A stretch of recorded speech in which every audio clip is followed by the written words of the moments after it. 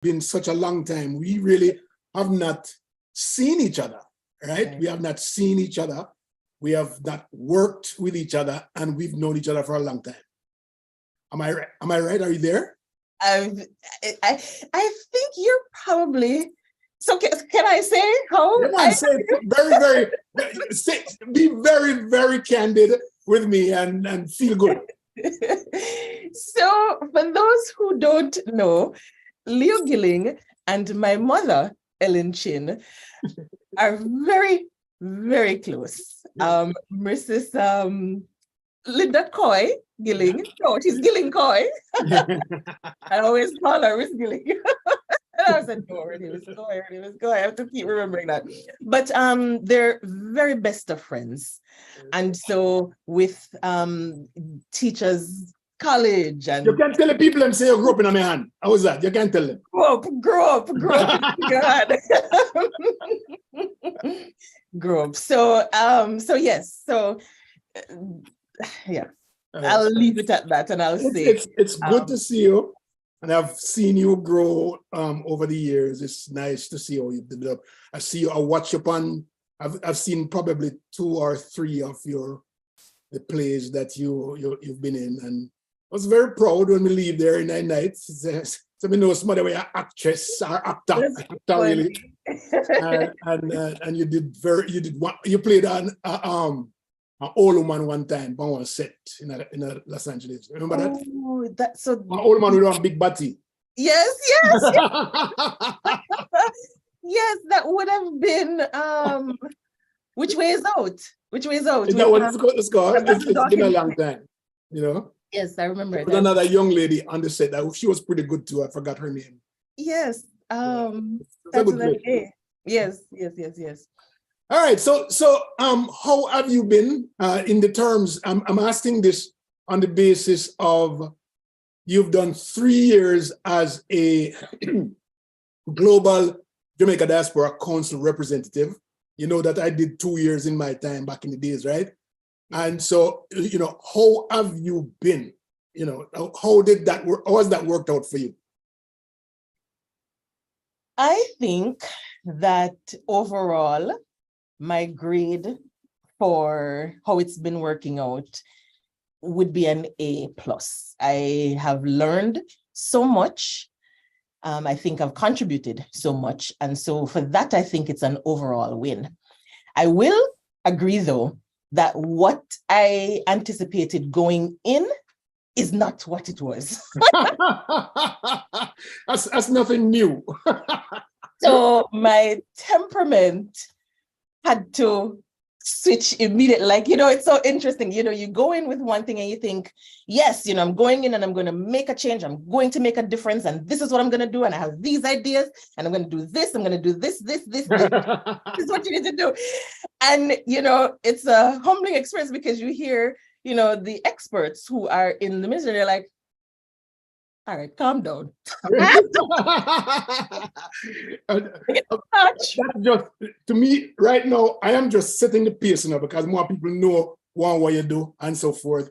And I also want people to know that you have not just been an actress yesterday. It's been coming from a long time. So tell the people what you do when you live at Jamaica and all them things, how important you'd be.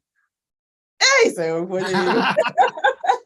which is so very funny because you, having known Mumi very well for so many years, know that she is an educator. Yes. My father is a police officer, was a police officer.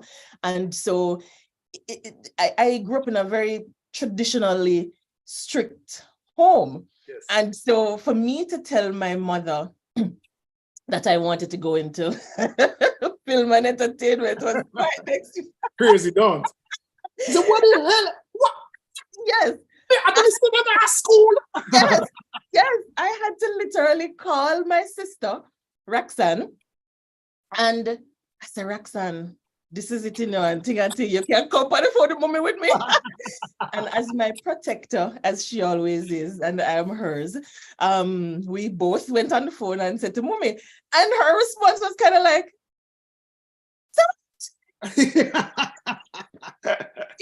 it never correlated, and this coming from a background which will be important later in our conversation.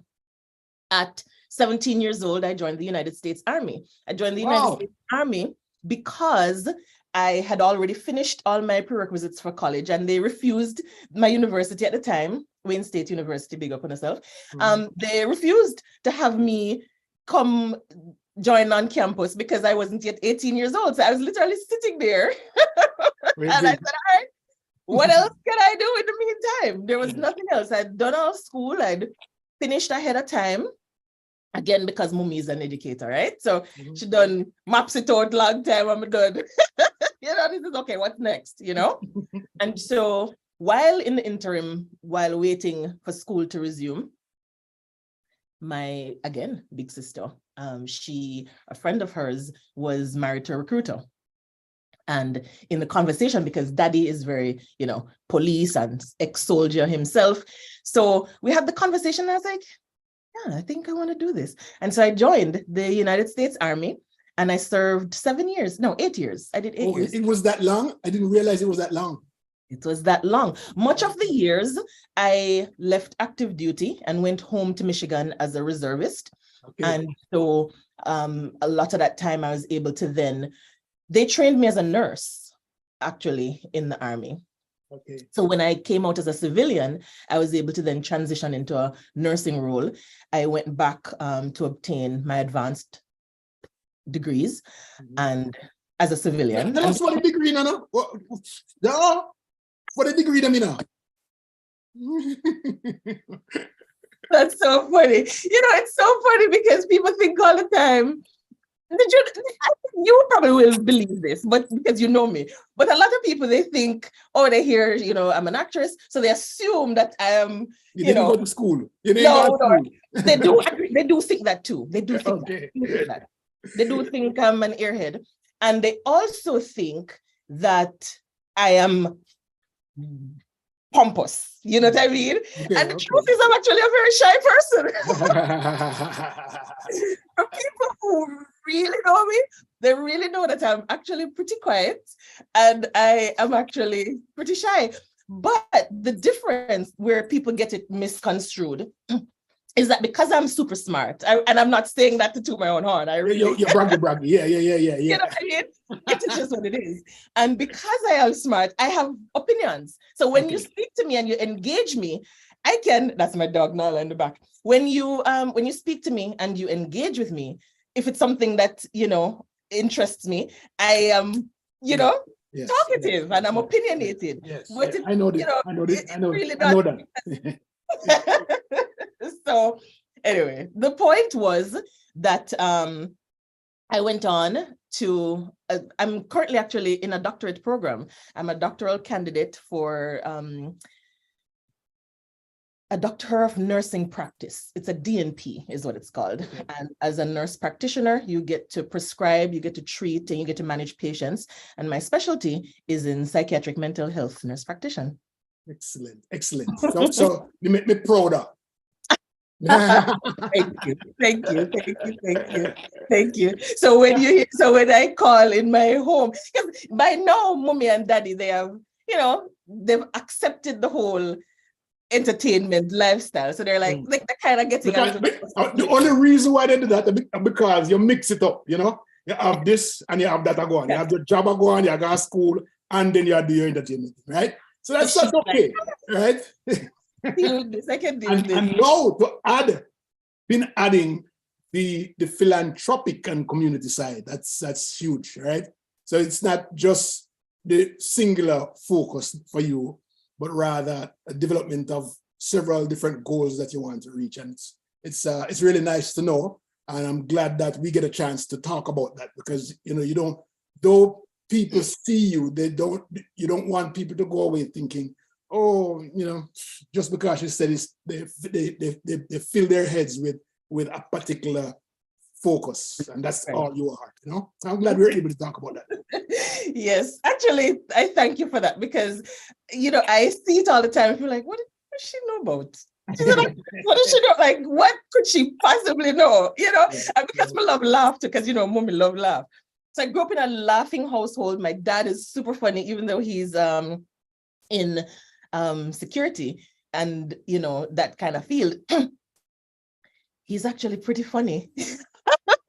I wanna say a big shout out to your mom and dad. They're in North Carolina, right? Is it North Carolina? No, they're in Michigan. Michigan, yeah. Michigan. That's my proudest moment for the Global Jamaica Diaspora because they're able to vote for me. They're able to nominate and they're able to vote for me. So that's my pride. And then also to Roxanne. I haven't seen her in a long time. I'm sure she's doing well, right? Oh, she's great. She better than me right now. She's in Jamaica kick up herself. So her and my brother. Oh boy. All right. So let's get down to business. Now we put all of that behind us and everybody know who Shauna Chin is. We get a chance to see Shauna Chin in her role. I remember one time, one girl I used the name Shauna Chin down at Jamaica. The Gully Bop girl. Remember the Gully Bop girl? I saw where you start take your name back from her. You see that, right? That was an interesting experience. That was an experience. Okay, all right. But it goes back to saying, the goals I have for myself and, in having a serious reputation in, for persons to know, okay, just because my title is an actress doesn't mean that I'm a dinghead and I do crazy things. Well, let me set that straight. Let me set that straight. A few years ago, there was a guy by the name of Gully Bop who made it big. He actually came out of the Gully, a DJ, and did very well some 6-7 years ago. Yes. And then his manager, a different name, I don't remember what her name was, but she started using Anderson. Shauna Chin as, the name Shauna Chin as the public image and the public management. And so when I think there was a breakup between Gully Bop and her, she got into a big fight and Shauna Chin, the name Shauna Chin became big. Everybody thinks they are Shauna and Gully Bop there. Okay, so Shauna had to do something about separating from this whole thing, debacle, right? That's what it was. The persons who knew me, I have a friend, I have a very good friend. My godson, his father is Kimani, Marley. And so Kim said to my friend Roxanne, he said, I'm not going. So her name is Roxanne too. Roxanne sent me a message, she's like, Kim asked me if this are you. And she sent me the picture. I was like, oh my God. But it's good that you were able to approach that since her name was not in fact Shauna Chin. As well as even if as well as sidebar, even if it was, luckily again, because my background is indeed education and business and forefront in thinking, I had trademarked the name Shauna Chin. When Roxanne and I sat and we knew that we were going to make this into an actual business as a career, we thought, okay, all right, let's formalize and put it together. So one of the things I'd already had the foresight to do was trademark the name in the US and in Jamaica. Okay. So that was really, that was the primary reason. That's good. That's good. That's good. I was able to. All right. So let's get a rolling now. So in 2019, you did there was an election that got you into the position of Global Jamaica Diaspora Council. Let me put this into perspective so that people know exactly what it is that we're talking about, okay? So back in 2004, the government of Jamaica invited many diaspora members, 200 actually, to come to Jamaica to sit down for a few days and determine how Jamaica can engage with the diaspora engage with Jamaica, to see how the diaspora can assist Jamaica in the coming years, in the future, so that diaspora becomes oneness with Jamaica, because we are all Jamaica. 2.8 million of Jamaica and probably 3 million outside of Jamaica. And so the journey started prior. There are organizations here and organizations there that has done this and done that, all taking part in the various things in giving back to Jamaica and engaging with Jamaica and so forth and so on. But the official date in June 16th, 2004 was when the government got involved and started saying, okay, let's form an alliance here so that Jamaica develop a way in which it can reach out to the diaspora, and diaspora formalize a way that it can get everybody engaged, no matter what you do, whether it's a penny that you send to Jamaica or $1 million, or $12 million. Just kidding. Or 12 million. We have to send to Jamaica. There is a two-way street going back and forth that Jamaica and Jamaicans are working together to do so. Well, since then, the government implemented a plan to invite diaspora persons back to Jamaica every 2 years after that. So we had a conference in 2004, 2006, 2008, a kind of one in 2010, a big one in 2013, 2015, 2017, 2019, and the last one was 2022. Well, between 2004 and 2019, government also appointed persons from the diaspora to advise the minister, and they were called not Global Jamaica Diaspora Council representatives, they were called DABS, Diaspora Advisory Board members. All right? Mm-hmm. And so you would sit as a diaspora board member for 2 years. You can go back and run for a second term, and then your term is up. And what they were assigned to do was to go out into the general populace of the diaspora, the regions of the diaspora, and engage the community in terms of advising. So you see what's going on, find ways in which you can get people in a way that they can give back to their country, make it bigger, make it more pronounced, make what you're doing more visible, and get people energized to want to give back. Giving back means not necessarily in terms of nonprofit, but also in terms of investment and trade, in terms of just any kind of giving back. That changed, that process changed, because we were voting in Jamaica. In 2010, they asked us not to vote in Jamaica anymore, take it out into the diaspora and have the people among you vote, and then we will appoint you. I want you to know that even though you are voted or elected as a member of, whether it's the Global Jamaica Diaspora or the Diaspora Advisory Board member, you are then appointed as a government agent with the Ministry of Foreign Affairs or the Minister of Foreign Affairs. Now you are an advisor.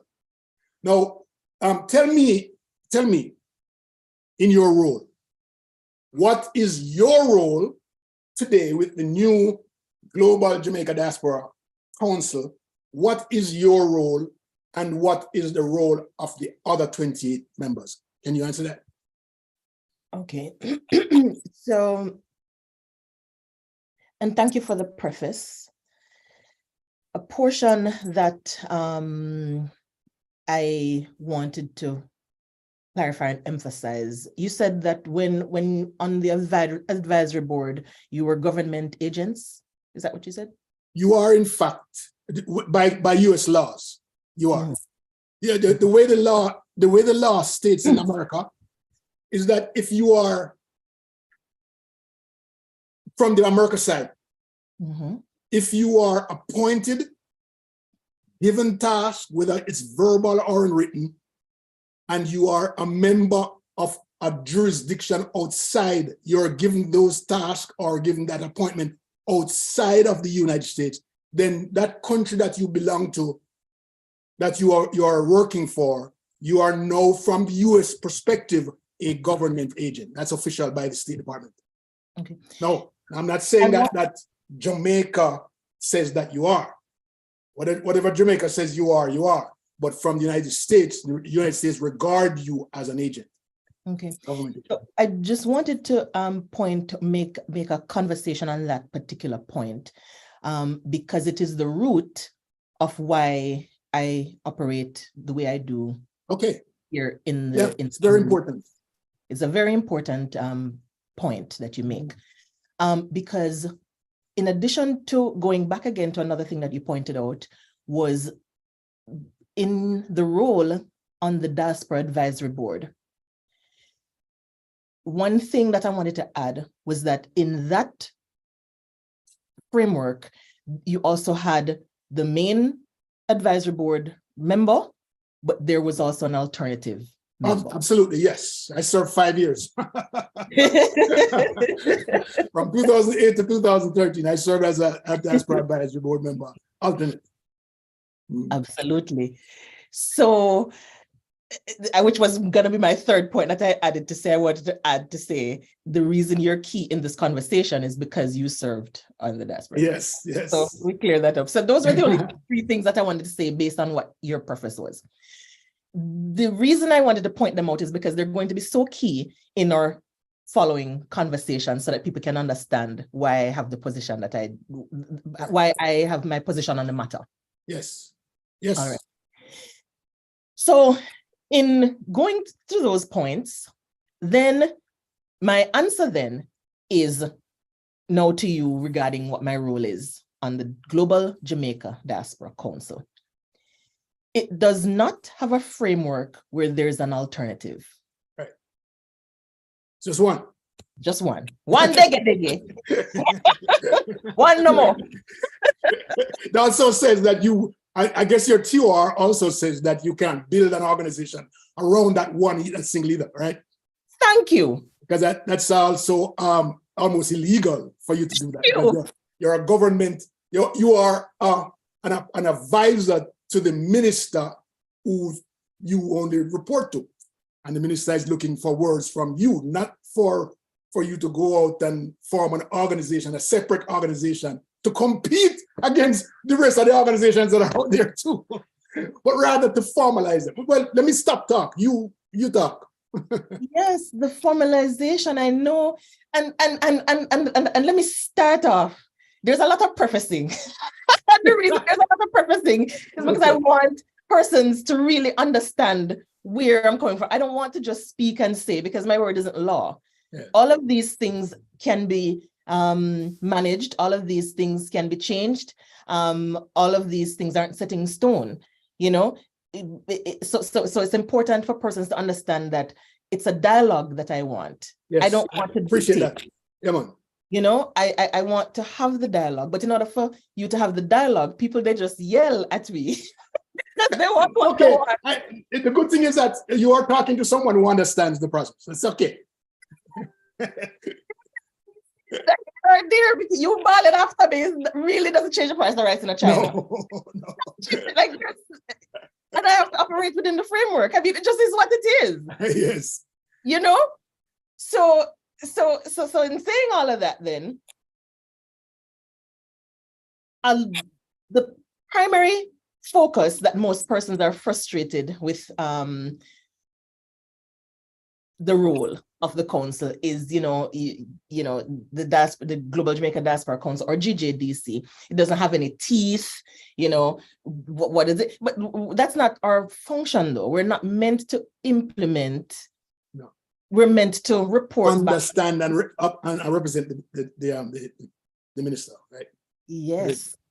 And so initially when the role, when I became elected into the role, and I use the word elected so loosely because, again, you didn't understand. There's an election, and because there's a campaign, there's expectation from the people who are voting that you are now their representative, my representative. That is really not the case. No, not at all.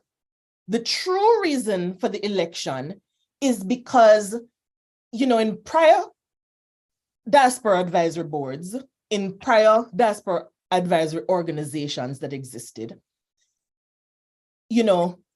persons still had alignment to different, because there was a lot of. I can clear that up.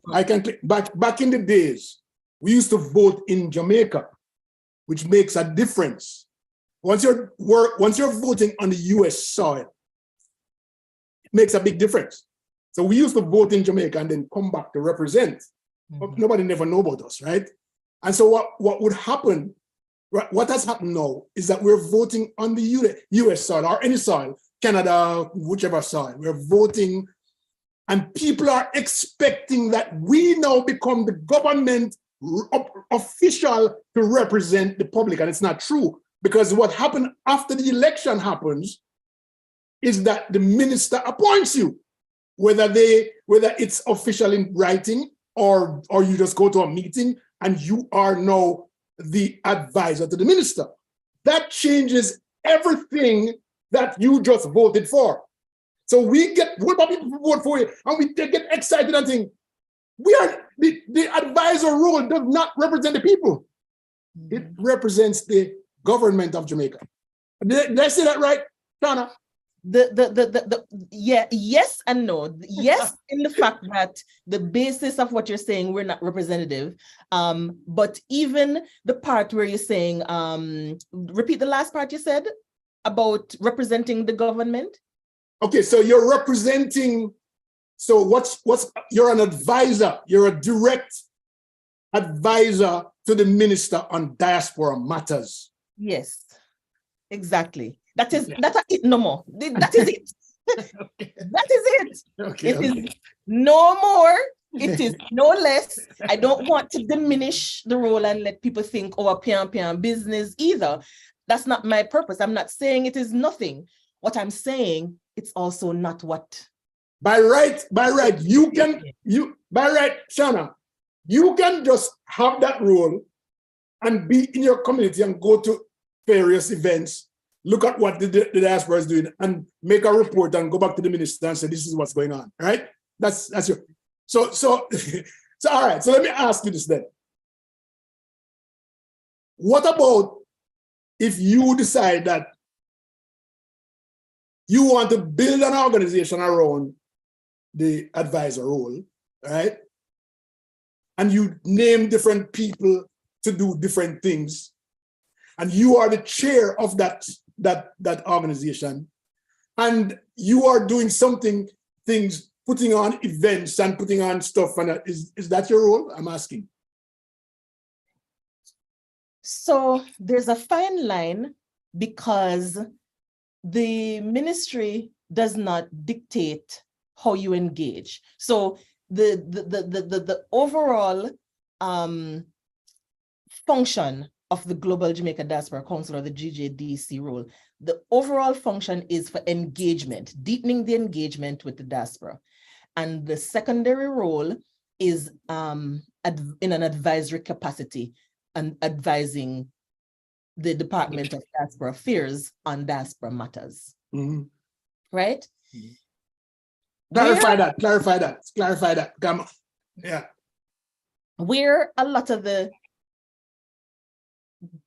shift comes in and a lot of the complications come in now is because the government, in part because what you said earlier was so important. You see, now guys listening. I'm help you again. guys who are listening, I want you to understand why it is so important. The story long enough. Let me tell you. All right. Important. And so let me tell you, Shauna. Let me get. So when I became Diaspora Advisory Board member, it was the same year that I had planned to start up the Jamaica Diaspora Education Task Force. Mm-hmm. But that was just me, my personal journey. Mm-hmm. And I made it clear to the ministry that what I do as Leo Gilling has nothing to do with what I do as a Diaspora Advisory Board member, right? Because they can't stop me from starting my own thing. That's my passion. But I don't use the advisory role to advance my Jamaica Diaspora organization. Yeah? Does that make sense? It's so important what you're saying. It's so important what you're saying. Is that what you're trying to say? Is that what you're trying to say? Yes. Yes. That's exactly what I'm trying to say. I'm trying to say the role in itself, while the ministry does not dictate how you do the engagement. So the Right. ministry is not going to say to you, no, you can't have your own interest. No, you can't be a part of an organization. Actually, being a part of an organization actually helps you, because when it's time to vote, that organization in doing their grassroots movement, and them can, if your organization is successful, you have a lot of people, they can vote you back in. Absolutely. Right? Absolutely. So the ministry is not going to say necessarily no, Yeah. but the ministry is also very firm and very clear that you're not doing it in the capacity of the GJDC member. I got you. Right? So what happens then is the average person in the diaspora doesn't really get that difference. I know. Potato. No. To them, it's like, what the difference? What is the key difference? Yes. So then what happens is what you do becomes kind of the norm, and it becomes the expectation. So people then see an organization and the formalization, and they think, oh, that is what it's supposed to happen, because it's more visible, it's more active, it's getting work done. And so you're like, oh, that looked like what I'm supposed to do. I started in the West. But the one good thing, though, is that the one thing that is clear is that when something happens in the diaspora in your region, Jamaica will call you. The media will call you to give your thoughts and to get your thoughts about what the people in your region and so forth. So pretty much, you're like a senator, a person who brings. No, I'm not saying that you are, who just speaks on matters when it comes to diaspora affairs and the minister. Right? You just speak about the things that's going on inside. You make your report. You're supposed to go down 2 times a year. Is that what it is still? Or it's not a requirement. It's not a requirement. Okay, so we were required to be in Jamaica 2 per year, right? And so that's when we make our reports and as advisors. So yeah. So when I would go down and I have Jamaica Awareness, I'd have some other organizations, everything that's going on, everything that Air Jamaica did, and all of this kind of stuff. And I make a report and say, these are the things that are going on in my neck of the woods. And they would make a note of it and act on it. Sometimes they would call some of these organizations, that whatever, that kind of stuff. That's it. Yes, my only thing I would say to your point in that sentence is to re-clarify. I wouldn't use the word senator. No, I'm not. I'm not. No, my analogy is that senators just talk. That's my analogy. Okay. Senators just talk. Okay? That's it. Because I want to be very clear. Listen. The role is not in any way as an official representative of the Ministry of Foreign Affairs. Yeah. You're a real liar. You should have done a liar instead of a nurse. It is specifically so that the persons in the region, what I was going to say earlier, and I'm glad you come back to this so that I can repeat that point. The elections were held. While it does give a false sense of what the role is and that you're electing your representative, it was the government's way in trying to find out, then how can we include your voice so that you have a say in who we appoint and who we choose.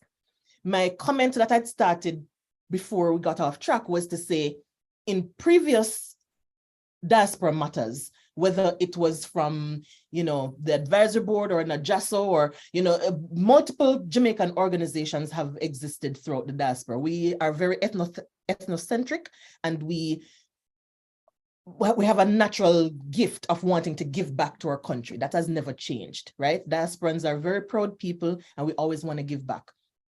So, but what was happening a lot was there was the impression that it was pro one party, or that the ministry was appointing persons based on political alignment. And so what this ministry wanted to say is, okay, I understand it appears like that. So in order to relieve the thought that it is any one of our own cronies that we're appointing, let us then give you the choice. I don't think that ever was an issue, though, because Yes. there's always been a vote. We voted in Jamaica for our representative. For the Diaspora Advisory Board, but I'm talking about prior. I'm talking about organizations that existed throughout time in the diaspora. There was an underlying alignment, and that alignment caused persons in the diaspora, as well as in Jamaica, to think that the diaspora organizations were politically aligned. And so listen, though, you can't take politics out of anything, especially Jamaica is concerned, right? And the fact that the government is the government of the day, whomever they appoint is a representative of that particular party, because it's government. So you can't separate it. Because at the end of the day, the minister doesn't have to appoint you who won the election. They don't have to, because if they can say, we're not appointing that person. I don't care if they won the election. They do reserve that right. They do reserve the right to. They do reserve the right to appoint, which is once the elections are done and the numbers of votes are tallied, and the person with most votes are then presented back to the ministry to say, this is the person we want. The ministry does reserve the right to issue the letter who they want. That's absolutely. You have emerged as the person with the largest number of votes, and so as a result, here we're blah blah. Yes. Absolutely. But even during the term, if you are operating in a space that is largely conflicting in the terms of reference, the government does reserve the right again to be able to issue a second letter terminating that relationship. It's an appointment. It's an appointment, and they do have the right to do that. And so it's interesting that we have persons who don't understand the rule. And I'm so happy, because let me tell you this, why I called you this week, because I saw a video clip of you talking about this stuff. No one takes the initiative to understand the TOR so that they can operate and speak on the work that they're supposed to do. Nobody. So everyone, they got elected, and they jump on, hey, I am the representative of the area. Foolishness, right? And so, I've watched how people use the capacity to do the things that they're doing in the various regions. I'm saying to myself, but look on this, I don't think, I want them to know so they can't get into trouble with the government at Jamaica. So let me also say, in defense of you, because it could only be two people that we're talking about, because there's only three of us. There's only three of us. Call nobody name. There's only three of us. So it can only be, one of other two. So I want to say, in defense of those persons, it is really not the intention to, well, I guess I can't really, how do you know? What I will say, this is what I will say. Okay. I will say that because of the loophole that I was talking about earlier, which is why it took us this long to get into the meat of the conversation, but I want the listeners to understand what we said earlier and why it is now important in this, in the meat of it, right? So, because remember what I said earlier, the ministry itself doesn't dictate how you engage. They want you to engage with your region and come back with the results, right? they're just also very clear that, remember, it is not as the leader. The leaders are the heads of missions, right? You're in an advisory capacity, right? Because though that loophole exists, that you have flexibility in how you carry out that engagement, persons are allowed to be aligned with an organization. Where I find the difficulty within the diaspora in the US is that the persons who the organization serves may or may not, persons on the organization themselves, they have an expectation that they want a seat at the table, they want to be involved in policy-driven matters, they want to make change. They have great intentions. My job in my role, I've been just very clear to manage the intent versus the impact. Let me say that again. Yeah. In carrying out my role as a GJDC, or Global Jamaica Diaspora Council representative, I am very keen on making sure that I manage the impact versus the intention. Okay. Because I get you. And persons in other organizations can have the best intentions because they want to do this. The ministry, COVID happened on listen, this happened on listen. We have all these things, and this is this. Listen, let us just go. Let's do what needs to be done. You know what I mean? And let us get the ball rolling. There is room for that, and you know, it has its room, and because it does produce results, again, you know, it puts the ministry in a position where you want to manage that, because you don't want to tell a person who is giving results, hey, right, stop, you know, you don't want to tell stop, you know, but it's also important that it doesn't proliferate properly gauged underlying conflict. Yes. Because the truth is, on the bigger level, because and this is also what I want for persons in the diaspora to get, operating on a grassroots level and a community level and getting people together and going forth and making the things happen, it's extremely important. But if we truly want a seat at the table, we have to start thinking high level. We have to start thinking, if these persons, if we really want a seat at the table, we have to put ourselves in a position where we have a structure, we have an actual framework that persons in Jamaica and all these MDAs, they know exactly who to go to. We can't have multiple organizations that is doing the same thing. Put yourself in a leadership position so that, right? Because if I'm in Jamaica and I say I'm in charge of education, right? For me, reaching out to 20 different organizations may or may not be feasible, right? But if I have a Global Jamaica Diaspora Council representative who is specifically who is in touch with those 20 education, who is in touch with those 20, then it makes the process so much easier. Easy flow. You can speak on behalf of them. Yes. But if I have an organization in East, West, North, or South that also has a representative for education. Oh, you're going to speak on anybody else's part. And you're like, wait, who? Who is who? Who is who? Yeah. Let us try to figure out who is who. And it causes a separation again.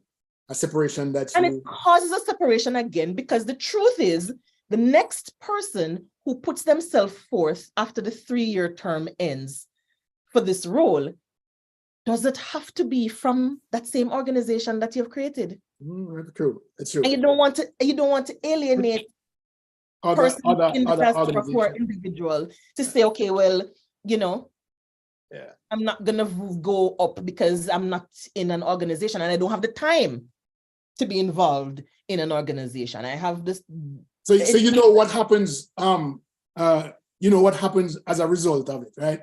So what's going on is that many persons are using the opportunity to promote self. and to promote who they are and promote what they do and so forth. So they need that limelight to be speaking and be heard and to look big and to look important. And so because of that, it becomes annoying.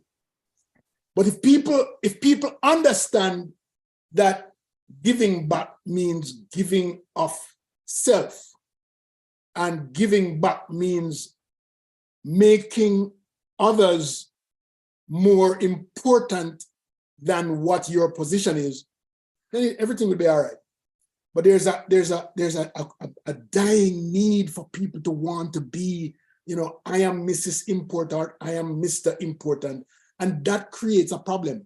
And so, as soon as, when you look at why people are into the space, it's not because they feel that they can make other people better, but rather to improve their own self. You can agree or disagree with me, but I've been here for 34 years and I've seen it. Go ahead. I don't know if I agree 100%. And the reason is because I personally know members who served and approached the role, differently. And the intention truly isn't self-serving from what I gather. But again, it goes back to what I said.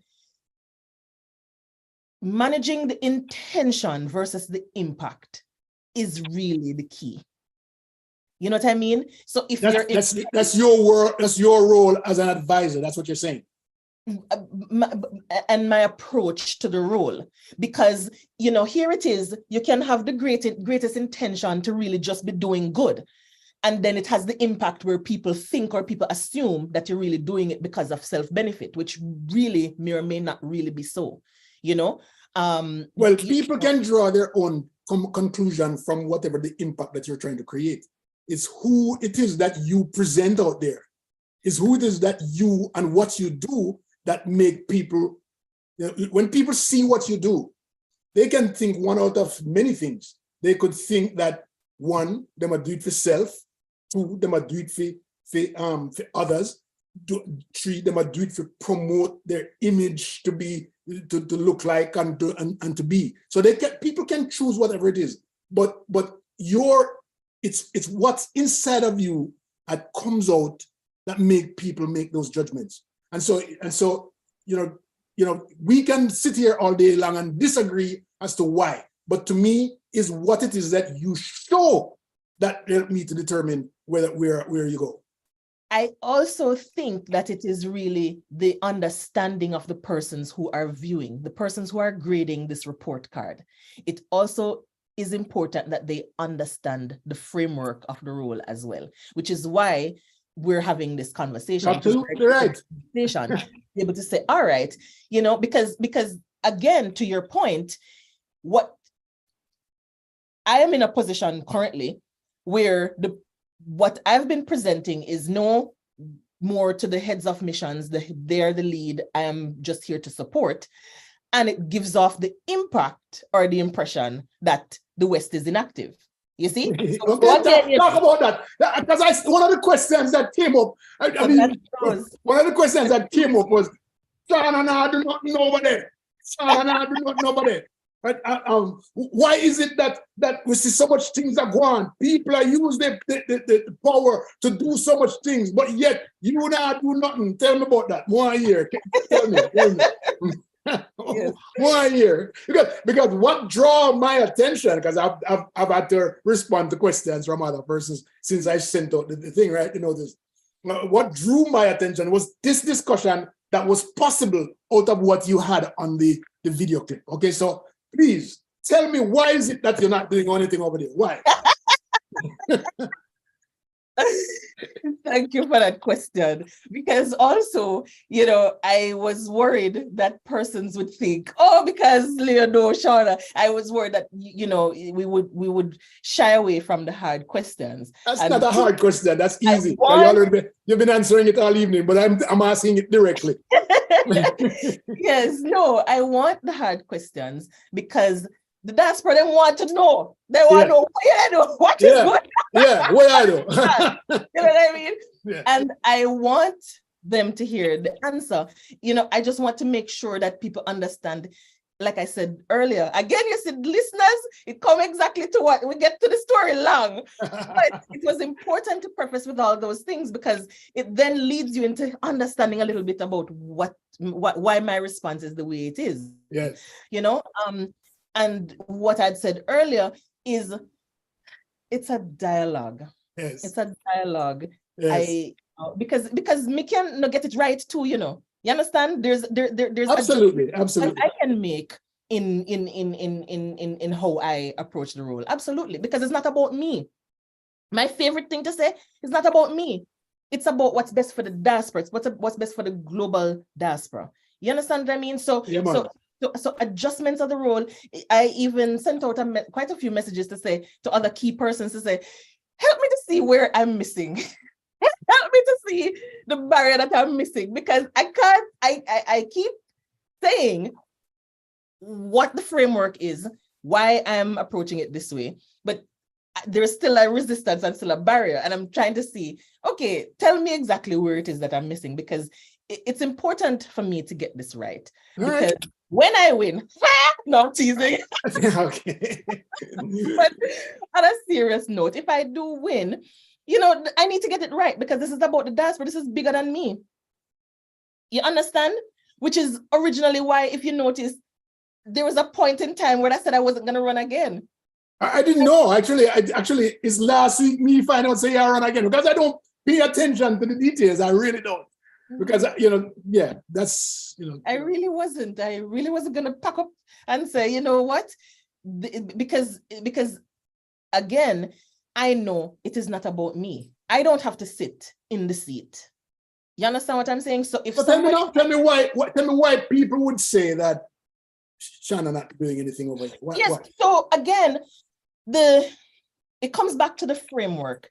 Persons initially wanted to be my alternative and to be my official advisors as they see in other regions.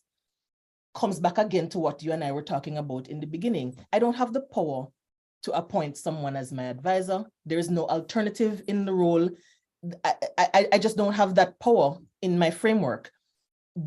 In Section E of the Terms of Reference, it specifically says, I'm not allowed to create additional structures in order for me to carry out my role.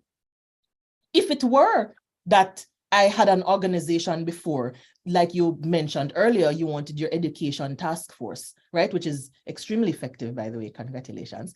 So if that is, your goal, you want to have the organization and, that is clear to the diaspora that it is separate. Then, okay, if that's how you want to interpret the role and you want to engage, then okay, again, the focus is getting the results, right? I don't have the intention of chairing an organization after the term ends. So then what happens then to that organization? You have now theoretically, one could have 5, 6 more over the course of the next 20 years, 6 or so upper organizations popping up because they've formed for the purpose of supporting this particular role, when it's really not necessary in carrying out the role. Right.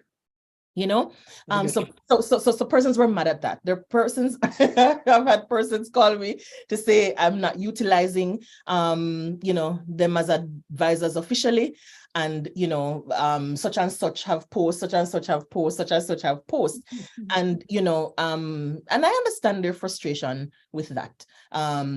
But to understand why is really going back to the terms of reference. So pretty much what you're saying is that you are using the terms of reference as your guide for performing your job. And when I asked you about the duties, how you have done in your duty and you put an A+, it's because you have done you're grading yourself based on your performance on the TOR, which is the proper thing to do. I'm basing it on the terms of reference. And in order for anyone to understand their role, You can't just willy-nilly go out there, get elected, and just start do what Jamaica Awareness do, or do what the other organizations them out there do, because that is not your role using the office of the GJDC, right? And so I understand and I appreciate that you are doing exactly what your TOR, or TOR means your terms of reference. That is the document given to everyone who's appointed by the ministry as Global Jamaica Diaspora. As this is your job, okay? It's a broad, open thing, right? So you can operate within the confines of that TOR, but the TOR is your guide, right? It's the Constitution. The one thing that, yeah, it's your Constitution, right? The one thing that I don't role. It is what mandates the role. And if it's set to me, say, in a section E, nobody go farm, no additional nothing. Yeah, you shouldn't go. Something. Additional something. Break. I don't know, listen to what me I say. This is important. You understand? Yeah, yes. Yes, though. Why I keep saying it's not like I'm suggesting that anybody else is doing anything wrong or doing any ulterior motive, because the intentions of every person that I've served with is for Jamaica, is for the right. You understand? I see them working, and I know what their intention is. What I'm saying is you have to be careful in managing the intention versus the impact, right? Great. And I have to take that same advice, because again, as I said, my intention in sticking to the terms of reference also has the impact now that it look like me not do nothing. You understand what I'm saying? So, I do. It's a learning curve, because it is the first 3 years. It is the inaugural term of this GJDC. And so there's another portion where persons think, okay, you're not getting it right, you didn't get it right, and that's you're not doing nothing because you fix all these things. That has been happening for the last 20 years. And you think yourself and you think, I served for many years. I'm gonna put you on the spot a little bit. This is not a thing this is a legacy that I've inherited. You wanting me to fix all of it in the last 3 years was just a large task. That's a large task. Even though I promise I'm not put up on the spot, I'll put up on the spot a little bit. Let's things you in, okay? You can. The term Global Jamaica Diaspora, isn't that kind of circular? Because if I understand the term diaspora, I don't need to put the word global in front of it, because diaspora means everybody outside of Jamaica, no matter which country you're there. So if I put global, because if you live in Jamaica, it had nothing to do with diaspora. You are in diaspora. So with anything outside of Jamaica is global. So if I added global to the word diaspora, I didn't call it in English again. Just asking. Just asking. Let me tell you why it's not as redundant as you would think. Because, so, boy, this is a conversation that goes long. And listeners, boy, like we're a long time to get to the story, but it is so key. And I wish yesterday I have a dream. My goal is that I hope that persons listen to this interview in its entirety, because while lengthy, it really is important to understand the legacy, understand the framework, to then understand how we then move forward. Great question, Leo. The reason it is not as redundant as you'd think is because we have to come back again to the goal. What's the goal? The goal is to get persons other than these traditional regions. Everybody knows that the US, the UK, Canada are this with it, and we give back, right? But there are non-traditional regions that the ministry is trying to be strategic and be intentional in how we engage, how they engage these persons. Outlying regions, right? Outlying regions. So Asia and the Pacific, the Middle East, the rest Australia. of Africa, Europe, Africa, right? So every corner of the earth, globe, right? There's a thing on Jamaicans.com. You're a part of Jamaicans.com as well. Big up on yourself. There's a section that Xavier Murphy does where he highlights persons living in some remote part of the earth. And you're like, Jamaicans up this up? And the person gives their experience about what it's like living in Oyo, right? And if you're not from Montego Bay, Oyo means far, somewhere super far, right? No. I said near too. You guys said Oyo? Yes. Everybody said what I said. They're like, oh, which country? Which country? So again, it comes back to understanding the framework of the Diaspora Council, right? The framework is you have these persons who are from the traditional regions, US, they split up in three. Myself, Dr. Dunkley, and Dr. Cunningham served this inaugural term.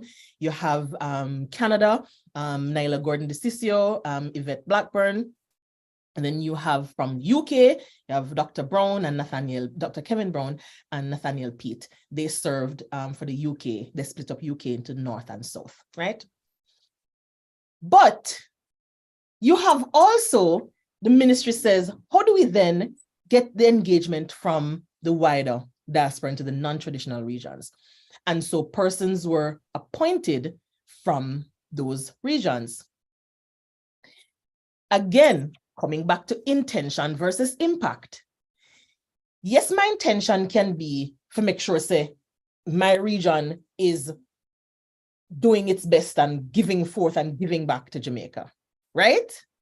But I also have to bear in mind the impact it has on the other non-traditional regions. How does it impact Africa? Most importantly, sitting on the Global Jamaica Diaspora Council is also persons from different sectors. Not a lot of people knew that and realized that. I was at the Jamaica Diaspora Conference that happened in May. And again, I was speaking about the framework and about the fact that sector members exist. And people were like, wait, what? People who are in organizations here in the US operating within a framework that was supposed to be in supporting the GJDC rule, and they weren't aware that that sector members are from the global. So what are they? So what are they? I thought that was an official government thing. And so that's what I'm saying. I thought that the ministry allowed for these sector areas to be separated and out and persons assigned. So you're saying that wasn't official? No, what I'm saying is persons didn't know that. Persons were operating within the diaspora and not aware that the ministry had sector members. Oh, I see. So the ministry has sector members, but then there are people who are assigned sector roles inside of the United States and didn't know that there were other sectors. I see. Oh God. That means there was another organization going on. So that's what I'm saying. So that's what I'm trying to say. I'm trying to say, if you're operating within a particular framework, you have to understand the whole framework. The whole framework to understand. Okay. You understand what I'm saying? Because what you do, your intention is great. Yes. But the impact the bigger picture. All right. So we just passed the 1 hour mark and because it's so interesting, right? Me just want to wrap up a little bit. And so we'll give a little chance now because you tell me last week that you're running again for office.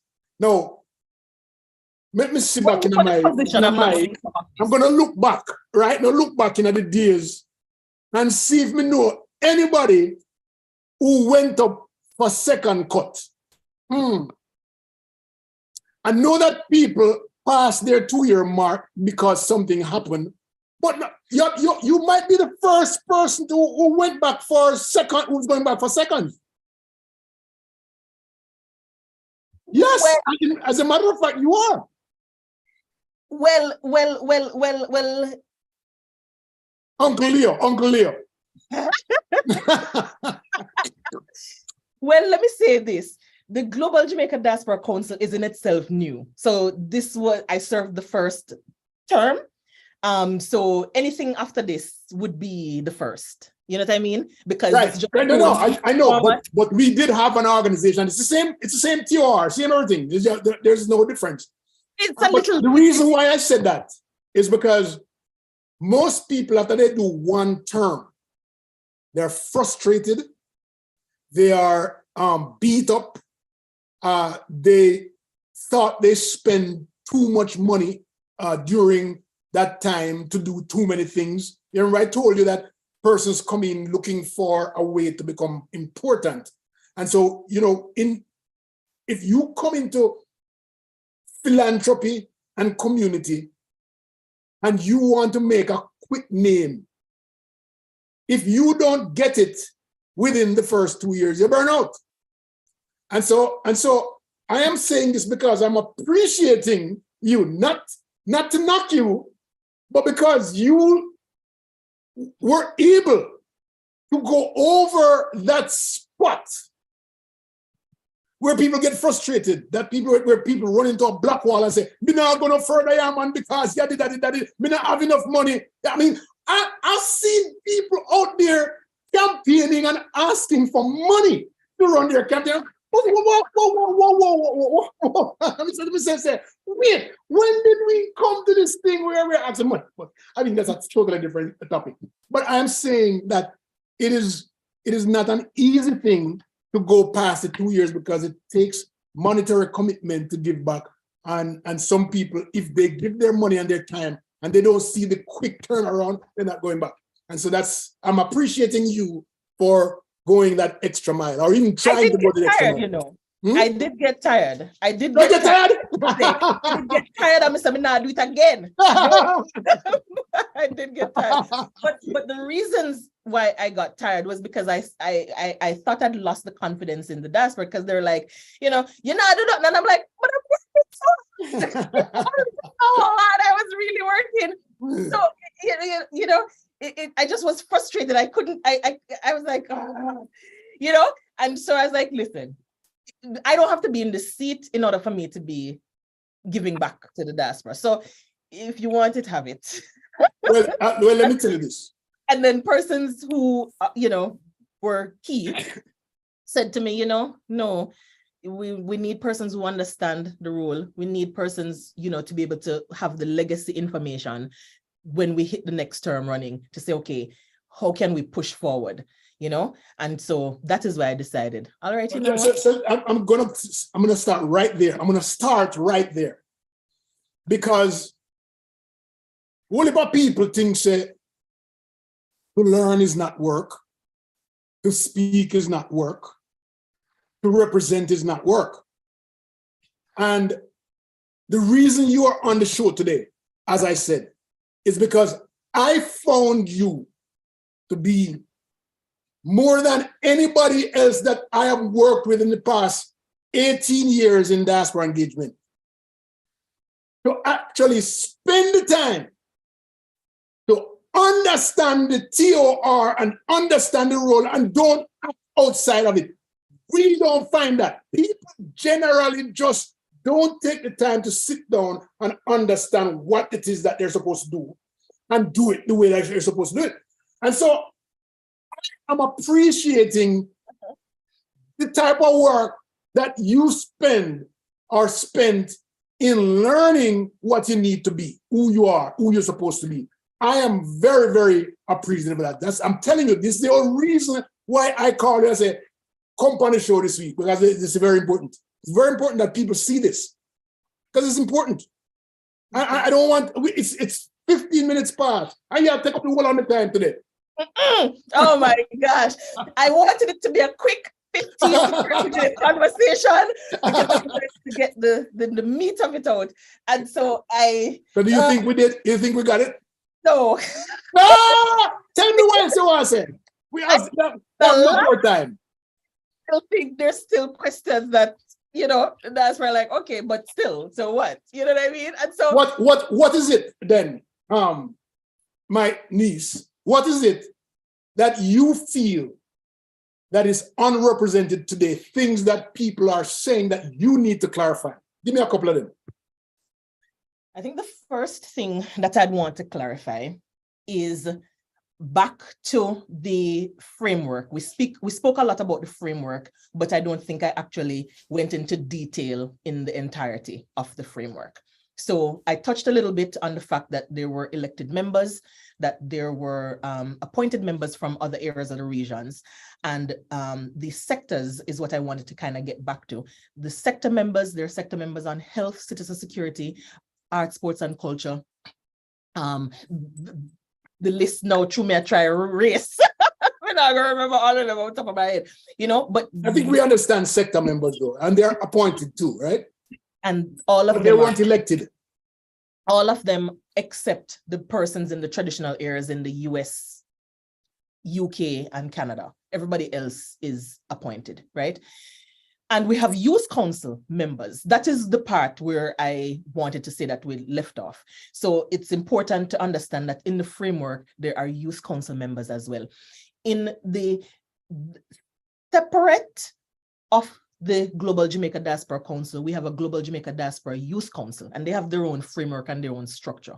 For purposes of time, I won't go into that, but what I will say is that persons from the key regions, UK, Canada, and the US, those youth council members who sit on that council, they're appointed over to the main Jamaica Diaspora Council, right? And so that's why it is important. I wanted to make sure that I added that into the framework, because it is not just the elected members and the sectors and the other regions. We also have youth members, right?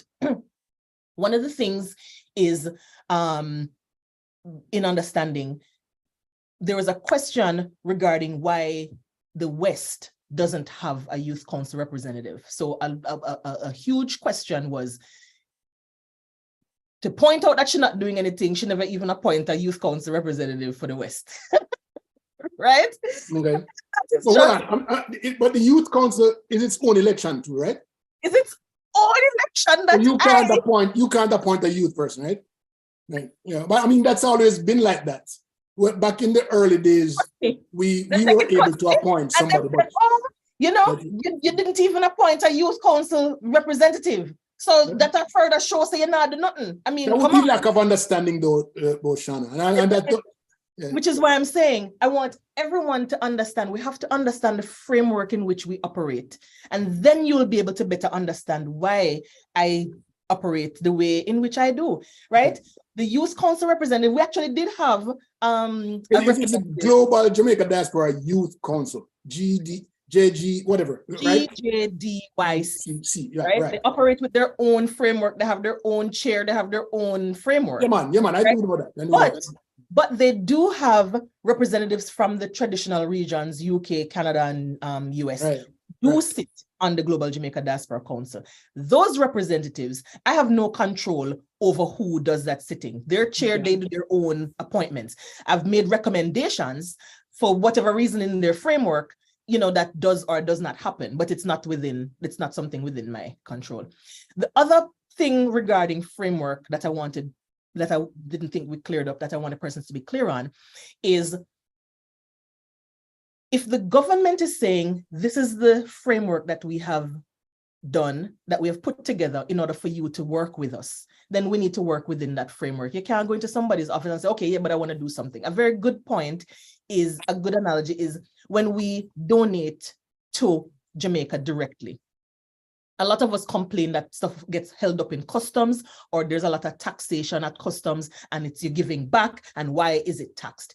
But you have to also understand, if you understand that framework, there's also processes in place for organizations to give back and donate, but you have to go through the actual process. That's not your role. That's not your role.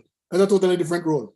Right? Yes, but you can clarify the role for people who want to get, or you can connect them with the people if it's education. About connection. Yeah, if it's It's education, then you perfect go to to what you just said. So national. people are saying so many health missions went out of the other regions. Nothing came out of the US. We have a health sector member on the No, but that's not even so. No. That's not even so. I can clarify that. If you're doing health mission, there are certain contacts that you need to be in touch. You don't need to be in touch with the Global Jamaica Diaspora Council member. You call the Ministry of Health. In the role.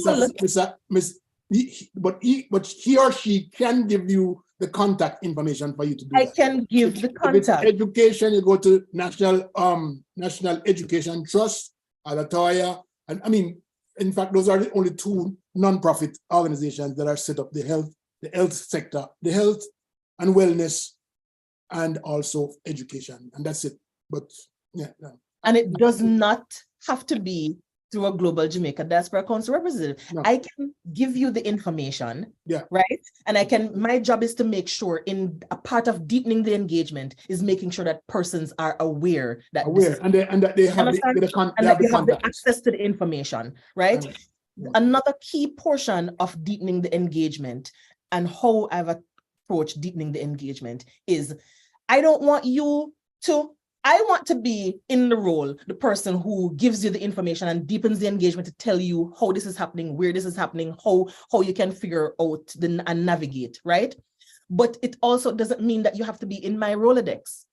You understand what I'm saying? No, you can just send them to the website, you know. And not only that, yeah. It is important that I've sent them to the Heads of Missions website. Mm-hmm. The Heads of Mission website is important to go to because if the ministry is trying to speak to you, going to 500 different people and different organizations might be more time consuming. And when you say heads of missions, you actually mean the embassy, the consul general, consul. So in New York or in the Northeast, we have a consul general there in New York, Alcian Roach Wilson. Alcian Roach. In Southeastern region, we have Oliver Mayer, and the ambassador covers the entire United States. And she's in Washington. And the key is all those three people that you mentioned in the US are excellent at diaspora engagement. Engagement. They're very, very good. I can't stay any longer with you, but I'm telling you, this has been wonderful. I am very proud of you, and I'm going to call you my niece today. I am very proud of you, my niece. Proud of you on the fact that you are philanthropic. Proud of you that you're doing your PhD. Proud of you that you're a nurse. Proud of you that you remember mama and dada, papa and mama, that kind of thing. And proud of you that you are able to eloquently answer the questions and address the issues today. I thank you so much for doing this. Your last word, 1 minute. In my 1 minute, I'd like to say we spoke a lot today and we might have not gotten to the deep, burning questions, a lot of them that you, the listeners, may have. I'm open for dialogue. That is my huge thing. It's a conversation that I'm having. It is not me just dictating and saying this is how it's happening. So instead of cussing, just let's work together. If you have an opinion, you know, all the people who cussing, not one person call me. So what will, 3 years? Yeah, not what will one happen? Person. Not one person call. You know I exist, but all you want to do is just sit down and complain I exist. No, say you're a politician. The fact that you're a government person, you're a politician, so you take it. You have to suck it up. Okay? Don't worry about it. Once you're in the post, there are people out there going to like you and people who are not going to like you. And some of them don't even know about you. Right? So don't worry about it. It is important that they understand what the role is. And all of them not going to understand. All of them not going to understand. Some of them don't want to understand, but it's okay. It's the way life goes. All right. Thank you so much, Shauna Chin, for joining the show. It's really nice to have you. Thank you for having me. Take care. It's Leo Gilling Show. Have a nice day. Bye-bye.